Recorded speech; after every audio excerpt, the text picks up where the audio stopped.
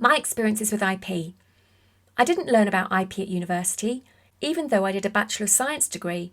I've learned about it since then, and I first came across the subject when I was freelancing for a design consultancy. I know designers, artists, entrepreneurs and business owners that have shared their work with others and found out later that their ideas have been stolen.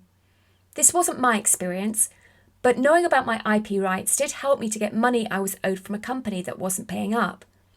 As soon as they received the solicitor's letter stating about my intellectual property rights, they agreed to put a payment plan together. I was having a conversation with a Facebook expert, and she suggested I shared my expertise with others. To be honest, that conversation felt like I was being hit by a truck. Teaching was not anywhere on my radar. I've taught art classes in the past, but I've never thought of myself as a teacher. Even though I work with a design consultancy, and other designers in the group often ask me how to do things. So I made a list of all the topics I thought I had knowledge on, those things I'd learned from education and through experience over the years. I asked designers and artists I knew which topics they wanted to learn about the most, from the list I had compiled. Intellectual property was the most popular topic. I've had a reasonable amount of experience with IP.